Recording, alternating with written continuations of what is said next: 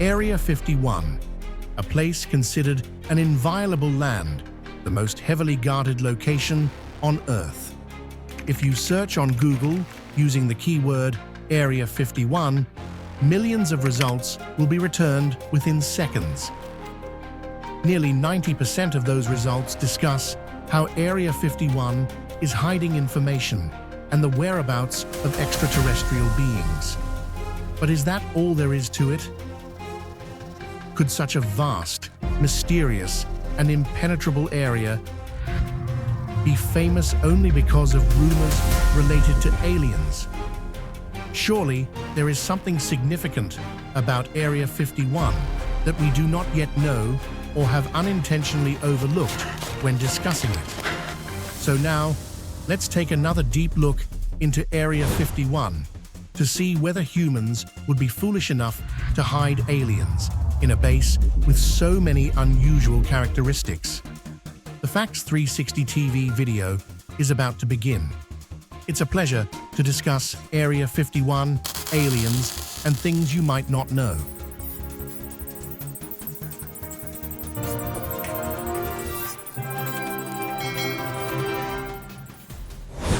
We are currently in Nevada, USA. This road running through the desert looks quite modern. It's everything a speed enthusiast could appreciate. This is a great road to go full throttle. However, this road could also lead you to a place you should never go. That place is none other than Area 51. In 2013, under the Freedom of Information Act, the Central Intelligence Agency, CIA, released documents confirming the existence of Area 51. This is a top-secret U.S. military facility established during wartime. On December 8, 2013, the world was taken aback. This man, the 44th President of the United States, publicly mentioned Area 51. Truth is that when I came into office, I asked, right? I was like, all right, is there the lab somewhere where we're keeping the alien specimens in spaceship? They did a little bit of research, and the answer was no. During an annual celebration at the Kennedy Center, President Obama said that when you become president, one of the most frequently asked questions is what is really happening at Area 51. It makes sense because, for so many years, Area 51 has made headlines, intrigued explorers, and kept conspiracy theorists busy speculating. The White House leader at the time humorously acknowledged the existence of this secret base. When I wanted to know, I called Shirley MacLaine. From that moment, the first layer of secrecy surrounding Area 51 was peeled away. The facility was no longer a name the Pentagon wanted to keep hidden and avoid discussing. Rewinding back to the early 1950s, as the Cold War tensions escalated, aerial reconnaissance became a top priority to ensure national security. However, there was a major problem that needed to be addressed. American spy planes at the time were not advanced enough. They either flew too slowly or too low and were always within range of being shot down. Given the urgent situation, President Dwight Eisenhower approved a secret program to develop the Lockheed U-2 high-altitude reconnaissance aircraft. According to specifications, the U-2 is a single-seat aircraft measuring 19.2 meters in length, with a wingspan of 31.4 meters, a height of 4.88 meters, and an empty weight of 6,760 kilograms. The maximum takeoff weight is 18,100 kilograms. Equipped with a General Electric jet engine, the U-2 has a maximum speed of 805 kilometers per hour. It can fly at an altitude of 25,900 meters and remain airborne for 12 hours without needing to refuel. However, this top-secret project could not be exposed, not even its intended purpose. Therefore, in 1955, CIA officer Richard Bissell Colonel Osman Ritland of the U.S. Air Force, who was involved in the U-2 project, and aircraft designer Kelly Johnson from Lockheed Martin collaborated to find a remote testing site in California or Nevada for the U-2 aircraft prototype. The requirement was a location far from public view and even beyond the reach of Soviet spies. On April 12, 1955, they scouted potential locations from the air, assisted by a Lockheed Martin pilot named Tony. While flying over a dried-up lake bed called Groom Lake, they noticed a stretch of land that had once been an Army Air Corps airstrip, the predecessor of the U.S. Air Force, which had been abandoned since the 1940s. This site was later incorporated into a testing area of the U.S. Atomic Energy Commission nearby in Nevada and was officially designated on maps as Area 51, and so it became the chosen location. In July 1955, Area 51 began operations testing the U-2 aircraft.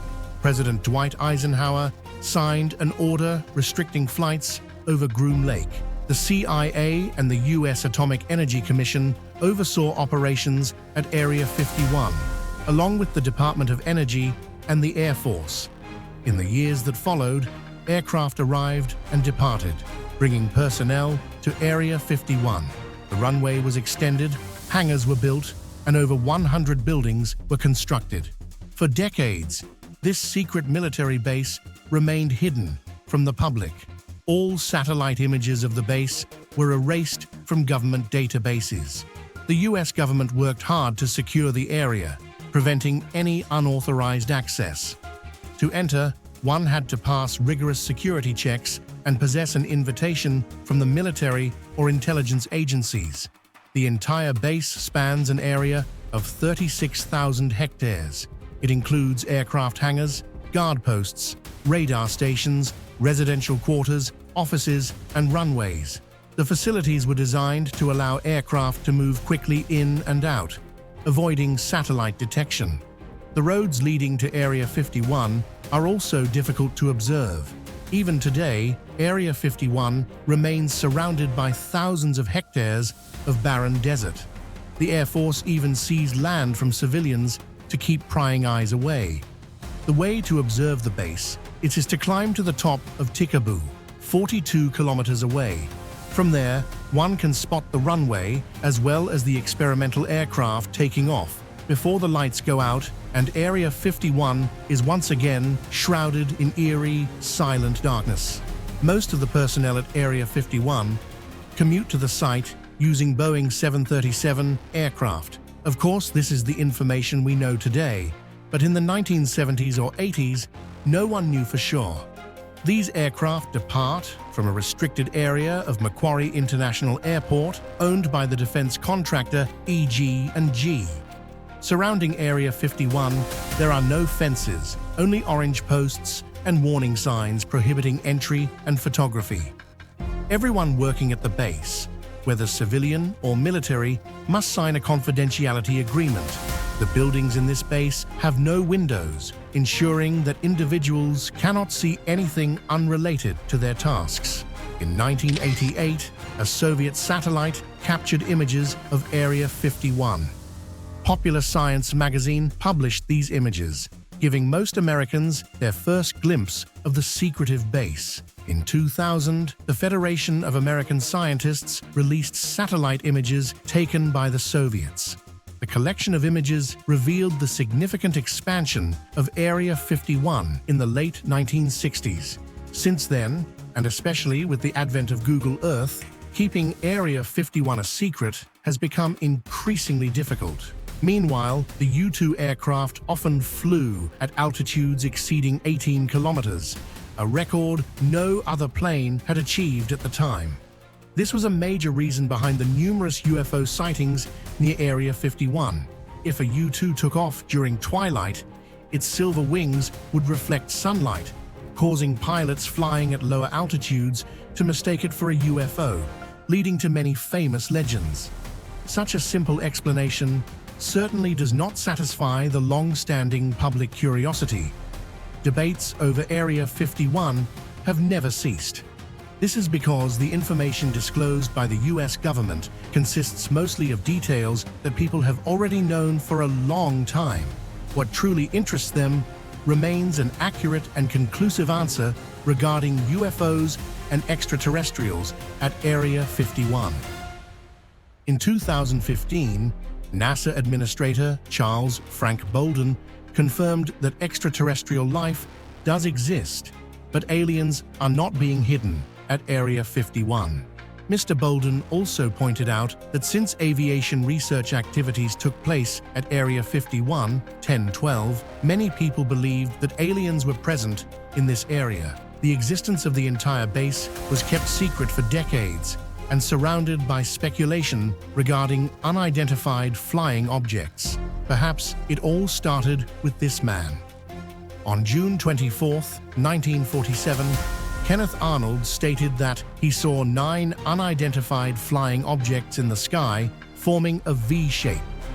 At that time, Arnold was piloting his private aircraft over Washington state. He later described the objects as resembling discs on the water's surface. From then on, the term flying saucer was born to refer to vehicles believed to belong to extraterrestrials. In July of that same year, an unidentified flying object crashed onto a ranch near Roswell, New Mexico. Although local Air Force Base officials stated that it was a weather balloon, many believed it was the remains of an extraterrestrial flying saucer. In 1989, a man named Bob Lazar appeared on television and shocked the world by claiming that he had participated in a military program researching alien technology at a location near Groom Lake. Lazar further asserted that the US government possessed at least 9 alien spacecraft at a base called S4 near Groom Lake. The facility even allegedly had images of a UFO hovering above the ground with the phrase, "They are here." This was the first time someone publicly revealed the secrets of Area 51 to the media. Lazar stated that the defense contractor EG&G had hired him to reverse engineer alien spacecraft technology for use in US military armored vehicles, 1158, and energy production. He also claimed to have discovered a new element, Element 115, which powered alien spacecraft. Lazar's statements drew widespread attention to UFOs and Area 51. However, investigators doubted that many details Lazar provided were accurate. For example, he claimed to have studied at the Massachusetts Institute of Technology, but there was no evidence that he had ever attended this prestigious university. In response, Lazar stated that the government had tried to erase records to discredit him. Even the US Air Force and the Los Alamos National Laboratory denied that Lazar had ever worked for them. With such unfounded claims, it is difficult to say that Bob Lazar is a credible witness. Not all legends about Area 51 revolve around large-headed, pale-skinned beings. Many stories also mention an organization attempting to establish a new world order using UFOs and other narratives as a distraction tactic to divert public attention from their true purpose. Among them, the most prominent is information about a secret organization with a rather strange name, MJ-12. Surely we haven't forgotten the world-shaking event that happened 69 years ago. An unidentified flying object crashed into the desert of the southwestern United States near the town of Roswell, New Mexico. After confirming the incident, the US military initially issued a statement, but then suddenly retracted it and concealed all information related to this extraordinary crash. Immediately after the Roswell incident, President Truman personally signed an executive order establishing a secret agency dedicated to handling UFO-related matters, including erasing traces of UFOs on Earth and fabricating false evidence at sites where alien presence was suspected. In other words, this agency was tasked with ensuring that ordinary people lacked sufficient evidence to believe in so-called flying saucers and extraterrestrial beings, and this agency became known by the codename MJ-12. Since its establishment in 1947, Majestic 12 has been composed of only 12 elite military experts, powerful US government figures, and brilliant scientists, with only these individuals possessing the authority to participate in and have knowledge of MJ-12. These were the distinguished individuals believed to be members of the group. No one knew of MJ-12's existence for 37 years until a secret document was leaked in 1984, revealing the name Majestic 12 and its purpose. According to classified documents, MJ-12 was established 2 months after the Roswell incident, not only to erase traces of UFOs and extraterrestrials worldwide, but also to recover spacecraft and rescue stranded aliens. The goal was to ensure that the US government had exclusive access to extraterrestrials, acquiring advanced technologies from civilizations beyond Earth, and conducting interplanetary migration in the future. Naturally, once the document was leaked, the FBI immediately declared it entirely fictitious, dismissing it as a product of elaborate imagination by UFO and alien enthusiasts. The peak of the CIA's misinformation campaign involved numerous pieces of evidence proving that MJ-12 was merely a fictional construct created by overzealous UFO believers. Not only that, but many individuals aware of MJ-12's real existence, if they broke their oath of secrecy, were reportedly met with meticulously staged accidental deaths. Returning to 1984, when an anonymous 8-page document on MJ-12 was sent to UFO researcher Jaime Shandera. Coincidentally, this was the same period when the name Dulce Base surfaced, as revealed by American UFO hunter Paul Benowitz. According to Paul, the government spent approximately $17 billion to construct an underground base as part of a plan to collaborate with aliens to dominate humanity. Further investigations led to the discovery of an underground facility beneath Archuleta Mesa Valley, at the border between New Mexico and Colorado. This facility was called Dulce Base. 2 of the most heavily guarded locations on Earth. Are they concealing projects such as reverse engineering alien spacecraft with unknown materials, rescuing extraterrestrial beings, and collaborating on interplanetary travel? As for Area 51, it is likely a base specializing in secret US weapons research. It is rumored to have conducted unimaginable experiments, like weather control devices, mind control technology, and most famously, activities for MJ-12. With extremely strict surveillance and the ability to erase all traces, as well as avoid media scrutiny, the deeper secrets surrounding Majestic 12 cannot be exposed anytime soon. Although the US government has publicly stated that Majestic 12 has long ceased operations, could this statement actually be an assertion that Majestic 12 remains deeply hidden and continues projects that ordinary people could never imagine? To gain a clearer perspective on Area 51, I believe we should track the timeline of this place in a more detailed manner. Because the airspace around Area 51 is used for aircraft testing and pilot training, the public may occasionally observe fighter jets in the sky. Sometimes these aircraft are difficult to identify with the naked eye, leading many to believe they are not from Earth. Some argue that UFO reports coincide with the daily arrival and departure schedules of aircraft at the secret military base of Area 51. Unmanned aircraft were particularly unusual at the time, due to their lack of cockpits and doors, fueling the imaginations of many.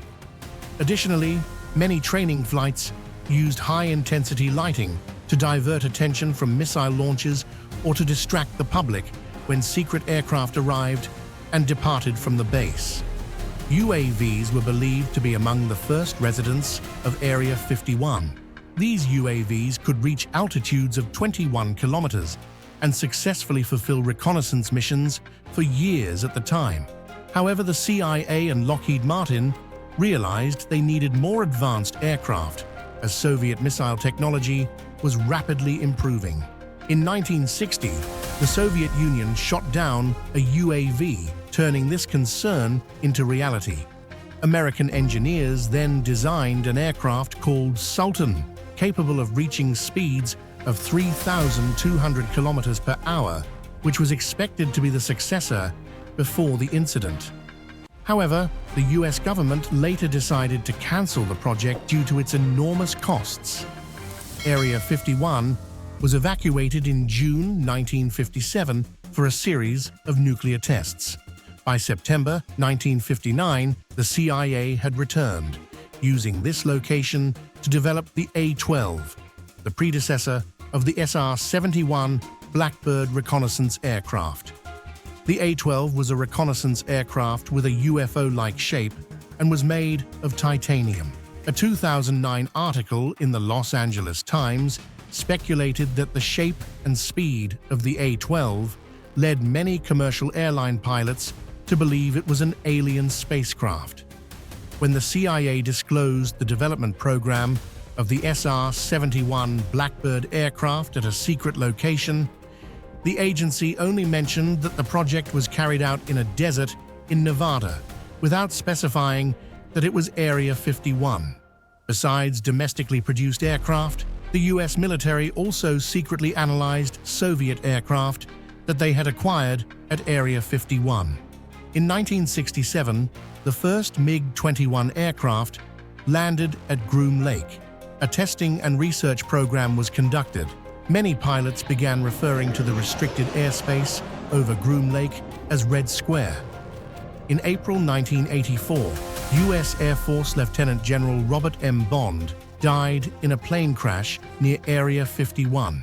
Although the Air Force stated that the crashed plane was an experimental fighter jet, according to AP News, it was actually a Soviet MiG-23.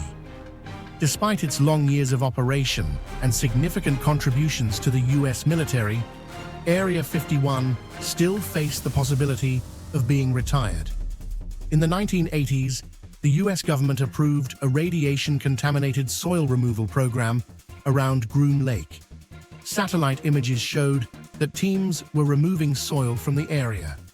Some towns near Area 51 reported a high number of cancer cases, and many of the affected people filed lawsuits against the government. These patients claimed that the government's testing in the area had impacted their health. Also, in the 1980s, employees at Area 51 dug large open pits and dumped waste into them. They used jet fuel to burn the waste, inhaling a significant amount of toxic chemicals and gases. According to a lawsuit filed by several former employees of Area 51, they had requested safety equipment, such as respiratory protection, but their requests were denied due to budget concerns. When workers proposed bringing their own equipment, management claimed that for security reasons, they could not bring any external equipment into the base except for gloves. Some employees fell ill after prolonged exposure to toxic fumes, and some even died. The 42nd President of the United States, Bill Clinton, in September 1995, signed an executive order to clean up Area 51, based on an investigation conducted by the Environmental Protection Agency, EPA. The EPA was still allowed to investigate Area 51 to ensure that the site met environmental standards. However, most reports were classified and could not be made public. President Clinton's special order allowed reports about Area 51. Is there a new project being carried out at Area 51 in recent times? Some believe that the U.S. military continues to focus on drone technology at this location. Other projects also remain questionable, such as the Aurora reconnaissance aircraft and hypersonic planes. Today, Area 51 is still in use. Based on Google Earth data, many structures continue to be built and expanded here. In the early mornings, keen-eyed observers can still notice strange lights appearing and disappearing in the skies around Area 51. And so, occasional releases of Area 51 images continue to fuel curiosity and speculation.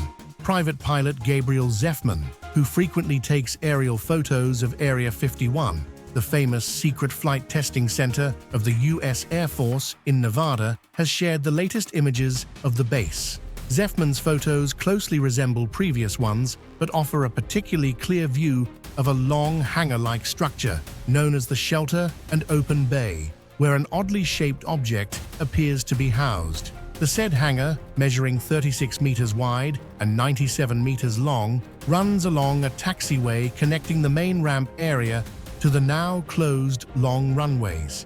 This taxiway extends to the newly operational runway in the east.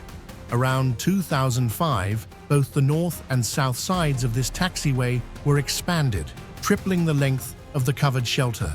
The following year, wall-like structures were added on both sides of the expanded facility. These walls serve to block visibility into the aircraft hangar, not only from the main runways, but also from the curious eyes of onlookers atop Tikaboo Peak, several dozen miles away. By 2007, an extended turntable was added at the southern end of the hangar. This setup allows an aircraft to enter the shelter, then taxi out, turn around, and return to the taxiway. This structure is not merely a traditional aircraft hangar. It serves to evade surveillance, shielding flight tests from prying eyes, especially from aerial satellites. It acts as a location near the runway where personnel can conduct final checks, troubleshoot issues, and equip any explosives while keeping the aircraft concealed. For tactical aircraft, such inspections traditionally occur at hammerhead areas at the ends of airbase runways, which are fully exposed. Similarly, when experimental aircraft land, the shelter provides a place to quickly move them out of sight. This facility may also be used to quickly prepare the aircraft for another sortie. By 2007, a set of 4 antenna towers, often associated with drone operations, was constructed along the eastern side of the shelter, indicating it may have been in use. Similar arrays have been spotted around Area 51. Examining the latest images inside the shelter and open bay, it remains uncertain what the object is. To the naked eye, it appears to be a dagger-shaped object, positioned very low. A raised section toward the rear resembles a cockpit canopy. Thus, this object could be a high-speed or stealth test aircraft, resting close to the ground. Based on this speculation, the object might be a damaged aircraft due to a malfunction and landing gear failure.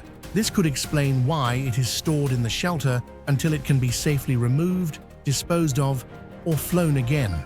However, this is just a hypothesis, and it could very well be something entirely different, such as a radar dish component. The images lack sufficient resolution to make a definitive conclusion. Based on the limited visual evidence, an aircraft that closely resembles the object in question is the Martin Marietta X-24B. The development of this aircraft stemmed from a major U.S. Air Force and NASA initiative exploring the concept of lifting body hypersonic flight. The X-24B began flying in the mid-1970s, followed by an initiative to develop a hypersonic test aircraft based on the lessons learned. Aerospace company Lockheed planned to achieve this through the X-24C, a more powerful version of the X-24B. The X-24C would have been significantly larger than its predecessor and designed for supersonic speeds at high altitudes using a combined cycle engine. There are unverified claims that this program evolved into a top-secret project codenamed Cooper Coast, which supposedly flew out of Area 51 in the 1980s. It can be certain that advanced research on supersonic flight has never completely stopped, and there may have been many high-speed flight test programs using exotic test vehicles that have taken place at this base for decades. Speaking of high-speed experimental aircraft that may exist today, the company Skunk Works is looking to test a supersonic aircraft using combined cycle engine technology. This aircraft also has a sleek, elongated shape, resembling a dagger, similar to the aforementioned object. Once again, it cannot be concluded that one of these aircraft is the object seen in the image. It is not surprising that aircraft exist inside most of the covered hangars at Area 51. This is an indication of a lack of space for both ongoing projects and completed ones. Typically, experimental aircraft are only built to fly for a very limited time, and burying old projects underground around Area 51 is believed to be a safe way to create more space for the high-demand flight facility. A puzzling part of this story is the shelter that opens and closes through a set of overhead doors at each end, without swinging outward, as some people have mistaken it for a wall-like screen on both sides of the facility. It is difficult to explain why it remains open, although it may indicate that it was in use when the image was taken.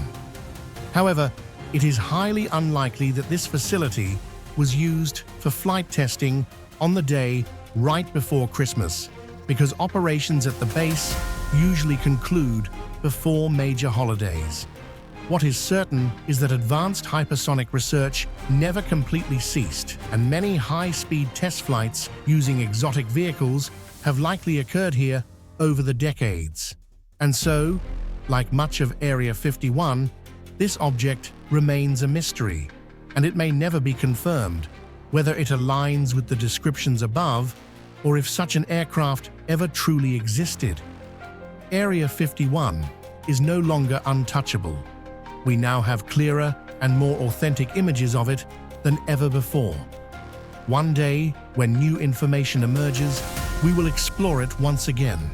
For now, this video from Facts 360 TV will conclude here.